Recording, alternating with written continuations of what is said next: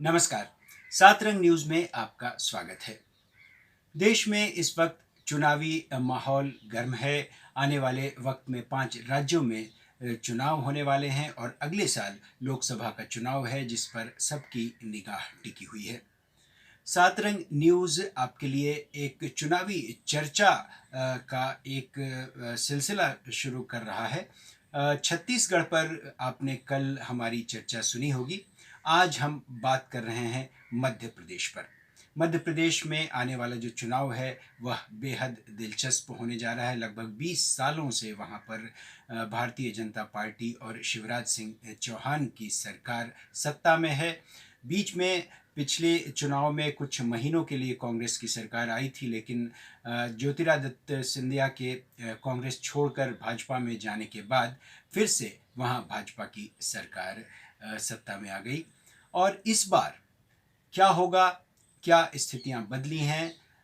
राहुल गांधी की जो भारत जोड़ो यात्रा थी, मध्य प्रदेश भी गई थी और उसका क्या असर हुआ है? कमलनाथ की क्या स्थिति है? इन तमाम सवालों पर फिलहाल जो हम बात करने जा रहे हैं वो भोपाल से सीधे हमारे साथ जुड़ रहे हैं जाने माने पत्रकार राजेंद्र शर्मा, जो लंबे समय तक जी न्यूज़ से जुड़े रहे हैं और जी न्यूज़ के मध्य प्रदेश छत्तीसगढ़ चैनल के लंबे समय तक संपादक भी रहे हैं।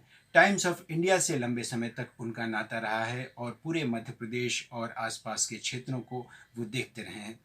राजन जी, सात रंग न्यूज़ में आपका बहुत बहुत स्वागत है। और हम सबसे पहले आपसे जानना चाहेंगे कि मध्य प्रदेश की जो सियासत है वह किस तरह से बदल रही है। इस बार चुनावी समीकरण किस तरह से बदलते हुए नजर आ रहे हैं, या फिर क्या स्थिति ज़मीनी है वहाँ पर? इस बारे में आपसे हम सबसे पहले जानना चाहेंगे।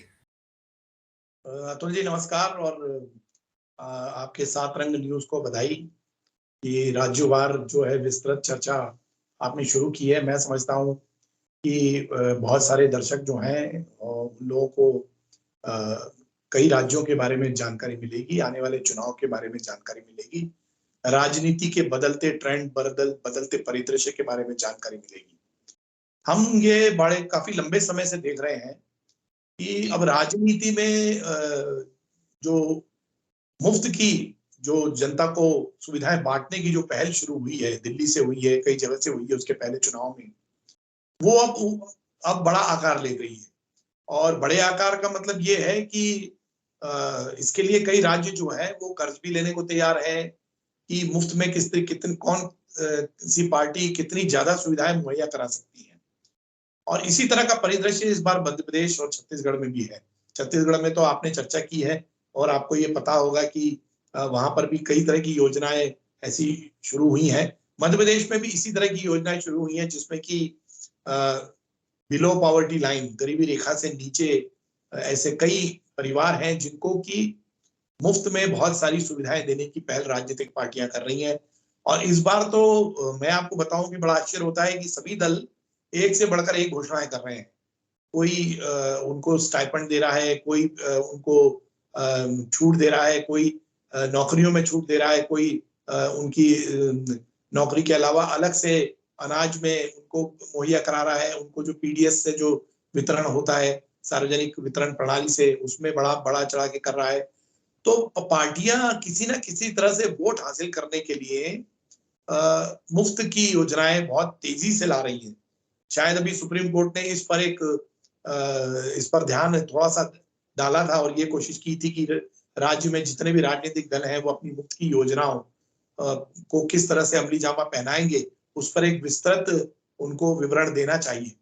मैं समझता हूं कि जिस तरह से राजनीतिक परिदृश्य बदल रहा है, मध्य प्रदेश का चुनाव इसलिए भी खास होगा क्योंकि इस चुनाव में लगातार 20 साल बीजेपी की सरकार रही और मध्य प्रदेश को बीजेपी अपनी लेबोरेटरी कहती है, मानती है। बड़े बीजेपी के बड़े नेता मानते हैं कि अगर बीजेपी और संघ की शुरुआत अगर जिस तरह से हुई, उसमें सबसे ज्यादा अगर बढ़त मिली, बढ़ावा मिला, तो वो मध्य प्रदेश में ही मिला दोनों पार्टियों, दोनों दलों को। तो बीजेपी और आरएसएस वो मध्य प्रदेश को अपनी लेबोरेटरी मानते रहे हैं। तो ये उनके लिए एक बहुत बड़ी चुनौती है कि जहां पर 30 सीटों में से 29 सीटें बीजेपी के खाते में आई हो लोकसभा की, और जहां लगातार 20 साल से बीजेपी का एक छत्र राज चला हो बहुमत से, उस राज्य में अब की स्थिति में इतने ऐसे हालात हो रहे हैं कि उसमें पार्टियों को मुफ्त योजनाओं की घोषणा करनी पड़ रही है। तो ये बहुत ही सोचने वाली बात है, खासतौर पे हम पत्रकारों के लिए और समाज सेवियों के लिए, कि क्या वास्तव में राजनीतिक दल सिर्फ वोट की राजनीति करने के लिए इस हद तक जा सकते हैं। लेकिन मैं समझता हूं कि एक स्तर तक इन योजनाओं के बारे में पार्टियां सोचे तो बेहतर होगा कि ऐसे लोग जो बहुत ही गरीबी रेखा से नीचे है, जिनके पास जो कुपोषण से पीड़ित है, जिनके पास खाने के लिए अनाज नहीं है, उनके पास हाथ खर्च के लिए पैसा नहीं आता है, उस बात को तो हम माना जा सकता है कि उन्हें मुफ्त योजना का लाभ दिया जाए। लेकिन ऐसे बहुत सारे क्षेत्र हैं जहां पर कि लोग अब काम करना बंद कर चुके हैं। आप जाएंगे तो दिहाड़ी के लिए भी जो एक न्यूनतम राशि 600 रुपए प्रतिदिन जो रखी सरकार ने, तो उस पर भी काम नहीं कर रहे हैं। और ऐसे कई क्षेत्र हैं जहां पर कि उत्पादन के लिए कई यूनिट्स हैं, जो उद्योग है, उनको कर्मचारी नहीं मिलते, क्योंकि उस स्तर के कर्मचारियों को सरकार की तरफ से मुफ्त योजना का लाभ मिलता है, और वो लंबे समय काम करने से हिचकिचाने लगे कि अब उस तरह की मेहनत नहीं की जाए। तो ये एक इसका दूसरा प्रभाव जो है, दुष्परिणाम सामने आ सकता है। लेकिन अभी जिस तरह की योजनाएं जो सामने आ रही है, उसमें पहले तो किसानों के लिए थी, अब महिलाओं के लिए विशेष तौर पर है, और उसके अलावा दूसरे तबकों के लिए भी है। दूसरा प्रमुख यहाँ पे मुद्दा है कि आरक्षण किस जाति को कितना ज्यादा मिले। हर जाति अपने लिए आरक्षण के लिए एकदम पुरजोर तरीके से मांग कर रही है। और आपको आश्चर्य होगा कि मध्य प्रदेश में 52% ओबीसी हैं, तो अति पिछड़े वर्ग में से 52% में से उनके आरक्षण की मांग 27% है। जबकि सुप्रीम कोर्ट में दूसरे कई समाज सेवियों ने इस हलफनामा दिया है, इस चर्चा में भाग जब लिया है, तो उन्होंने कहा है कि 52% जो जनता है, जो कि 52% है, वो तो एक तरह से जो है बहुसंख्य है।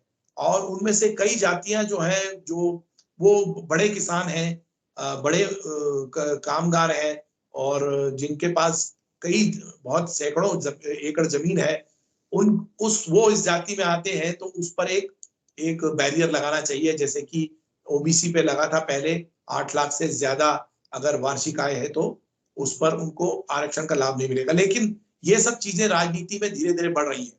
तो राजनीति का जो पूरा एक देखिए कि जो मुख्य उनका जो फोकस है, वो अब किसी तरह से वोट कमाना रह गया है, और इसके लिए वो आरक्षण और मुफ्त की योजनाएं के अलावा और जितने पैतरे इस्तेमाल कर सकते हैं वो कर रहे हैं। सबसे आश्चर्यजनक ये देखा है इसमें इस बार कि जितने राजनेता हैं, एक जमाना था कि राजनेता अपना व्यवसाय, अपना ऑक्यूपेशन या काम करने का तरीका उसमें लिखते थे कि राजनीति तो हमारी समाज सेवा है, और हमारा जो काम है, हम काम करते हैं, खेती करते हैं या उद्योग लगाते हैं, या हमारे साथ हम इस काम से अपना पैसा कमाते हैं। इस बार तो ये देखा गया है कि कई राजनेताओं ने अपने फॉर्म्स में ये भर लिया है कि राजनीति, उनसे पूछा गया है कि आपका पेशा क्या है, तो उन्होंने लिखा है राजनीति। तो पिछले एफिडेविट हमने जो निकाले थे, उसमें ये बड़ा आश्चर्यजनक तथ्य निकला कि नेताओं ने अपना पेशा राजनीति बना लिया है। एक समय जो राजनीति सेवा भाव होता था, समाज सेवा होती थी, अब वो पेशा हो गया है। तो जाहिर तौर पर राजनीति अगर पेशा उन्होंने लिखा है, तो राजनीति से पैसे कमाने का ही काम करेंगे। इस पर मैं समझता हूँ शायद विभिन्न एजेंसियों को इस पर ध्यान देना चाहिए कि आने वाले चुनाव में इस तरह के अगर वादे हो रहे हैं, तो राजनीतिक दल उसको क्या अपना पेशा बनाकर अपना धन उपार्जन के लिए या दूसरे फायदे के लिए तो नहीं कर रहे हैं। ये 3-4 चीजें इतनी महत्वपूर्ण है अतुल जी, की आप देखेंगे कि राजनीति का स्वरूप बिल्कुल बदल गया है। अब मैं आता हूँ चुनाव पर। मध्य प्रदेश में 230 सीटें हैं, और उसमें से जो है करीब 98 सीटें जो है कांग्रेस के पास है, 124-121 सीटें बीजेपी के पास है। और उपचुनाव में जैसा कि आपने इस बात का हवाला दिया था कि जो है 22 सीटें ज्योतिराज सिंधिया जब कांग्रेस छोड़ के बीजेपी में आ गए थे 2021 में, तो उसके बाद उस चुनाव में जो है करीब 22 सीटें जो है बीजेपी ने 21 सीटें में से 19 सीटें बीजेपी ने जीती थी और एक बहुमत हासिल किया था। लेकिन मैं समझता हूं कि ये बीजेपी को इतना सब होने के बावजूद भी एक एंटी इनकम्बेंसी का सामना इसलिए करना पड़ रहा है क्योंकि एक बहुत बड़ा तबका जो है वो उसमें इस बात को कांग्रेस पहुंचाने में सफल हुई है कि उनकी जो बनी बनाई सरकार थी उसको तोड़ा गया और धन बल के इस्तेमाल से उसमें सरकार बनाई गई, उस सरकार को तोड़ते हुए। तो बहुत सारी जनता जिन्होंने वोटर्स थे उनका ये कहना था कि हमने जिस परिस्थिति में वोट दिए थे उस परिस्थिति में बहुत बड़ा बदलाव आया है और यही वजह है कि उम्मीदवार चुनने का अधिकार हमारा है और हम तय करेंगे कि उम्मीदवार जो पहले उम्मीदवार जिसको वोट दिया था उनको हम वोट दें या नहीं दें। ये सब चीजें प्रश्न आए हैं। दूसरी महत्वपूर्ण बात यह है कि मध्य प्रदेश में वर्तमान में जो है ऐसी कई योजनाएं चल रही है, ऐसे कई वायदे हुए थे जिन पर की कहा गया था कि मध्य प्रदेश का एक कायाकल्प हो जाएगा। इसमें कांग्रेस और बीजेपी दोनों शामिल है। लेकिन मध्य प्रदेश में अमूमन आप देखेंगे कि मध्य प्रदेश कोई मैन्युफैक्चरिंग स्टेट नहीं बन पाया। मध्य प्रदेश में कोई बहुत बड़ी एजुकेशन यूनिवर्सिटी नहीं लगी जिससे कि वो एजुकेशन हब बना सके। मध्य प्रदेश में कोचिंग हब बनाने का था लेकिन कोचिंग हब नहीं बन पाया। मध्य प्रदेश में आईटी की बात कही थी कि आईटी हब बनाएंगे यहाँ पे, तो आईटी हब भी नहीं कोई पार्टी बना पाई। तो इन सब पार्टियों के पास अब वही शून्य है, वो बैक टू स्क्वायर वन बोलते हैं कि उसी स्थिति मुहाने पे खड़े हो गए ये लोग कि अब जो है उनके पास की वोट हासिल करने के लिए हम क्या जनता के पास क्या लेकर जाएं। तो अतुल जी, मध्य प्रदेश की स्थिति अभी ऐसी है कि इसमें जनता खुद असमंजस में है कि उनको क्या चाहिए। उनको मुफ्त की बिजली और पानी और मुफ्त की बिजली पानी और अनाज चाहिए, या उनको आगे शिक्षा और विकास या नौकरी की तरफ देखना है कि किसी राज्य में उसकी परिस्थिति क्या होती है।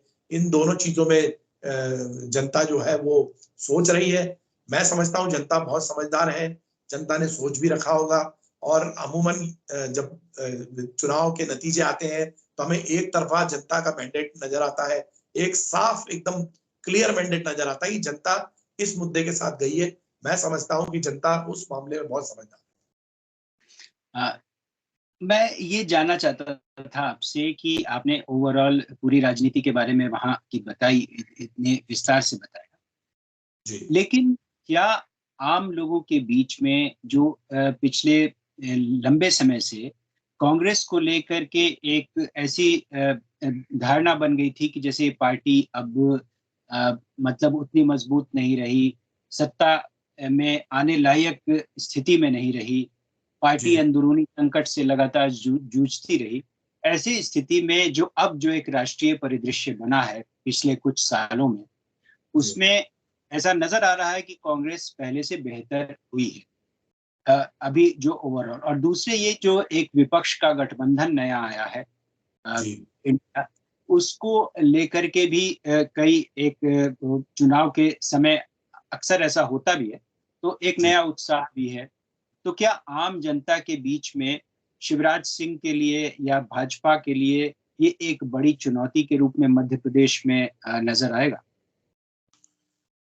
देखिए, चुनौतियां तो है और इससे नकारा नहीं जा सकता क्योंकि कांग्रेस की स्थिति सुधरी है। कांग्रेस ने एक बड़ा साहसिक कदम उठाते हुए जनता के बीच में जाने का फैसला लिया था और कांग्रेस के वरिष्ठ नेता राहुल गांधी गए भी थे और मध्य प्रदेश से उनकी यात्रा भी निकली थी। कांग्रेस इस पूरी यात्रा का फायदा ये मिला कि कांग्रेस एकजुट हुई और जनता के बीच में उनका इंटरेक्शन हुआ जो काफी लंबे समय से बंद था। ऐसा माना जा रहा था कांग्रेस बंद करके बैठी है कमरे में और बाहर कोई निकल नहीं रहा है, लेकिन उससे ही उनको भी लर्निंग हुई, उन्होंने भी सीखा, उनका अनुभव बढ़ा और राजनीति में किस तरह से कौन कौन से मुद्दे लेकर जनता क्या क्या चाहती है वो सब चीजें लेकर वो आए और उसका असर यहाँ पे दिखाई दिया। दूसरा प्रमुख था कि यहाँ पर मध्य प्रदेश में कांग्रेस बटी हुई थी और बटी हुई है, अभी भी है और उसके क्षत्रप जो है वो अपने अपने क्षेत्रों में बटे हुए हैं। लेकिन पहले एक ऐसा समय था कि कांग्रेस बटी होने के बाद भी कई मुद्दों पर एक राय होती थी और उस वजह से कांग्रेस का जनता के बीच में बहुत अच्छा परफॉर्मेंस रहा।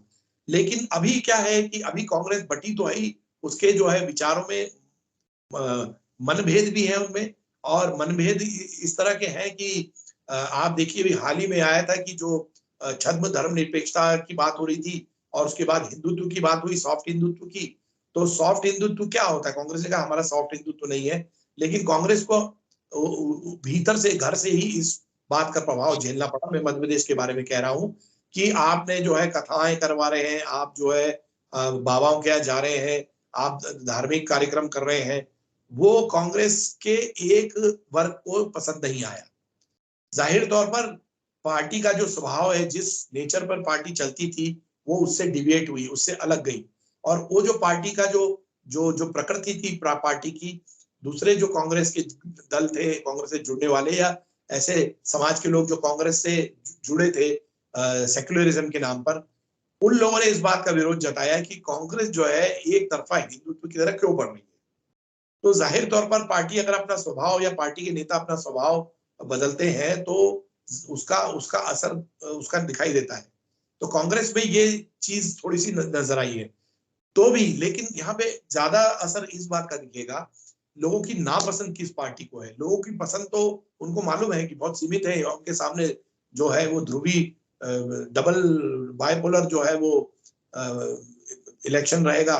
तो उस स्थिति में कौन ज्यादा खराब है, किसकी ज्यादा स्थिति खराब है, वो जनता उसको चुनेगी। क्योंकि यहाँ पे आप पार्टी भी चुनाव में इस बार तैयार कर रही है और ओवैसी साहब है, उनकी पार्टी भी इस चुनाव में पूरी तैयारी के साथ उतरेगी। बसपा भी कह रही है कि वो अब अलग चुनाव लड़ेगी, पहले वो कांग्रेस के साथ लड़ती थी या जिसके भी साथ लड़ती थी। अब ये तीनों पार्टियां जो है अलग से आ रही है। आप पार्टी का प्रदर्शन गुजरात में किस तरह का रहा ये सब जानते हैं, उन्होंने एक तरह से घुसपैठ बनाई है। मध्य प्रदेश में आप पार्टी ने सीधी में एक महापौर का चुनाव जीता है और उनको वहां से ऐसा लग रहा है कि सीधी जो है उनका एक दरवाजा है जिससे कि वो मध्य प्रदेश में अंदर विधानसभा में घुसपैठ कर सकते हैं। तो सीधी, सतना और रीवा के जो क्षेत्र है वो उसमें वो घुसपैठ बनाने की कोशिश कर रहे हैं, किस तरह से मध्य प्रदेश में 2-4 सीट आ जाए तो यहाँ से फिर काम शुरू करें। इसी तरह बसपा जो है किसी जमाने में बहुत अच्छी सीटें थी उसकी, 12-15 सीटें हुआ करती थी, तो बसपा 2 या 3 सीट पे सिमट के रह गई थी। अब इस पार्टी की से बहुत ज्यादा संभावनाएं बची नहीं है, क्योंकि जातिवाद को लेकर जो उन्होंने शुरू किया था वो वापस उन्हीं पे आके गिरा है। तो जाहिर तौर पर पार्टी को निराशा झेलनी पड़ी है, क्योंकि जिन मुद्दों पे बसपा खड़ी हुई थी उन मुद्दों पर वो खुद नहीं कायम रह सकी। तो बसपा का मध्य प्रदेश में जितना प्रभाव था वो बिल्कुल नगण्य सा हो गया है। और रही ओवैसी साहब की पार्टी, तो जो एक पार्टी, एक दल जो है वो हिंदुत्व का समर्थन कर रहा है, तो ओवैसी साहब उसके विरोध में आए हैं। जाहिर तौर पर बहुत सारे अल्पसंख्यक जो वोट वो उनकी नजर है उन पर, और ये एक तरह से चुनाव ही प्रभावित करेंगे, थोड़ा बहुत, बहुत ज्यादा असर नहीं डालेंगे या बहुत ज्यादा उनसे अभी अपेक्षा नहीं की जा सकती। तो इस पूरी ये जो पूरी स्थिति है इसमें कहीं ना कहीं तो एक बार फिर से आप जिस तरह बता रहे हैं उसमें तो ऐसा लगता है कि फिर से भाजपा को फायदा होता दिख रहा है, क्योंकि इतनी सारी हाँ पार्टियां हैं। हाँ। हाँ, तो बिल्कुल इसमें और भाजपा को फायदा हो सकता है, लेकिन कांग्रेस, देखिए कांग्रेस ने बहुत सारी जगह पर अपना अच्छा नाम कमाया है। जैसे चंबल के इलाके में कांग्रेस के जितने भी नगरीय निकाय के चुनाव हुए थे उसमें कांग्रेस का प्रदर्शन बहुत अच्छा रहा, क्योंकि उन इलाकों में जो जनता की मूलभूत सेवाओं को लेकर जो बातें होती थी उसमें जनता को निराशा लगी वहां की सत्तारूढ़ दल से, तो इसलिए उनको कांग्रेस को उसका फायदा मिला। तो कांग्रेस, ऐसे कुछ क्षेत्र हैं जहां पर कि कांग्रेस को फायदा भी मिल रहा है, और जाहिर तौर जी पर पार्टी इस बार टिकट वितरण में एक इस बात को ध्यान में रखे हुए है कि अगर युवा हमारे पास उम्मीदवार हो, युवा उम्मीदवारों को मौका दिया जाए तो शायद बहुत अच्छे रिजल्ट्स आएंगे। पिछली बार कांग्रेस 2018 में कांग्रेस के जीतने के पीछे सबसे अहम कारण यही था कि उन्होंने टिकट वितरण में बहुत ही ज्यादा पारदर्शिता और सटीक वितरण किया था, इस वजह से उनको फायदा मिला। तो कमलनाथ की इस समय क्या स्थिति है? मतलब लग रहा है कि कमलनाथ मतलब शिवराज सिंह को एक बार फिर से वैसे ही टक्कर दे सकते हैं जैसे पिछली बार दिया था?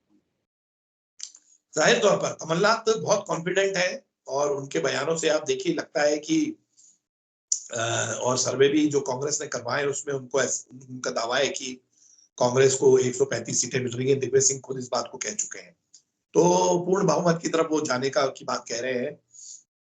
लेकिन देखिए, चुनाव शुरू होता है छोटे मुद्दों पे और अंत उसका होता है एक बड़े मुद्दे पर। तो आखिरी में ऐसा कौन सा बड़ा मुद्दा है जो कि मध्य प्रदेश में किसी भी पार्टी को फायदा पहुंचा देगा या चुनाव की दिशा बदल देगा, उसकी उसकी संभावना से इनकार नहीं किया जा सकता। तो देश में बहुत सारे ऐसे परिवर्तन हो रहे हैं जिसमें कि बीजेपी को भी फायदा हो सकता है और नुकसान भी हो सकता है। कांग्रेस का ये साफ कहना है कि जो वर्तमान की बीजेपी सरकार है उसके कामकाज से जो है जनता नाराज है और इसी वजह से कांग्रेस को उसका फायदा मिल सकता है, क्योंकि कांग्रेस की अपनी एक शैली है काम करने की और कांग्रेस जो है उस शैली में सभी दलों को, सभी राजनीतिक क्षमा करें, सभी जनजातियों को साथ लेके चलने में सफल हुई है। तो इसीलिए ये एक फायदा उनको मिल सकता है। दूसरा, उन्होंने लॉ एंड ऑर्डर का मुद्दा उठाया है। राहुल गांधी डर का मुद्दा उठा रहे हैं कि सांप्रदायिकता को बढ़ावा देकर बीजेपी कर रही है। ये सब मुद्दे उठा रहे हैं और इन सब मुद्दों से कांग्रेस को लगता है कि वो बहुत काफी हद तक जो है वो जनता को अपनी बात पहुंचाने में सफल होगी। मध्य प्रदेश में क्या स्थिति है, तो मैं एक आपको मैंने एक हल्का सा उसकी तस्वीर चित्र पेश किया। दूसरे राज्यों में क्या स्थिति है, कांग्रेस से कितने प्रभावित है वहां की जनता, इस बारे में ज्यादा आकलन नहीं है मेरा, लेकिन मैं ये समझता हूं कि कुछ हद तक प्रभावित है और कांग्रेस को लेकर काफी क्षेत्रों में कहना है कि जिसमें कहा जाए बुंदेलखंड है, थोड़ा हिस्सा उसका महाकौशल का हिस्सा है, चंबल है और मध्य भारत का क्षेत्र है, वहां पर थोड़ा प्रभाव उसका देखने को मिलेगा कांग्रेस का। और चंबल में सबसे ज्यादा कांग्रेस का ये जोर है कि उसकी जो पिछली बार जो जिस तरह का परफॉर्मेंस था, 36 में से कांग्रेस 30 सीटें से ज्यादा लाई थी, वो इस बार फिर से करे। चंबल में एक बार फिर से बीजेपी का सुपड़ा साफ करने की कोशिश करेगी। लेकिन ये उम्मीदवारों के चयन और पार्टी के जो दावे पर निर्भर करेगा कि पार्टी वाकई जनता के बीच अपनी बात पहुंचाने में सफल होती है कि नहीं होती है। अभी स्थिति यह है कि मध्य प्रदेश में कांटे की टक्कर है। दोनों पार्टियां एक दूसरे पूरी तरह से जोर लगा रही हैं। कांग्रेस इस बात को लेकर निश्चित है कि बीजेपी के खिलाफ एंटी इनकम्बेंसी है और यही वजह है कि बीजेपी उसको पूरा करने के लिए अपनी योजनाओं की घोषणा कर रही है, लगातार रैली निकाल रही है और बीजेपी ने करीब 39 उम्मीदवारों की घोषणा भी कर दी है 39 सीटों पर जहां पर बीजेपी की हार हुई थी, ताकि उनको समय मिल सके और वो अपनी तैयारी पूरी तरह से कर सके। और कांग्रेस की भी इसी तरह से सीटों की घोषणा बहुत जल्दी हो जाएगी। मैं समझता हूं कि घमासान जब जो आखिरी के कुछ महीने में रहता है वो इस बार कुछ लंबा चलेगा, पहले से शुरुआत हो जाएगी उसकी और चुनाव की घोषणा के पहले हम देख रहे हैं कि दोनों पार्टियां सक्रिय। बहुत धन्यवाद राजेंद्र जी, आपने बहुत विस्तार से और शुरुआती जो अभी स्थितियां हैं वहां पर आपने विस्तार से उसको बताया। हम लगातार आपसे बातचीत करते रहेंगे क्योंकि चुनाव का वक्त जैसे जैसे नजदीक आएगा बहुत सारी चीजें बदलेंगी भी, जनता के मूड्स का भी आप लोग तमाम लोगों से मिलते हैं, जमीनी रिपोर्टिंग आप लोगों ने लंबे समय तक की है और करते भी रहे हैं, तो उसका एक असर आप लोगों को नजर भी आएगा आने वाले वक्त में और हम आपसे लगातार इस मुद्दे पर बात करते रहेंगे और तमाम सवालों पर आपसे हम रूबरू होते रहेंगे। बहुत बहुत धन्यवाद। धन्यवाद।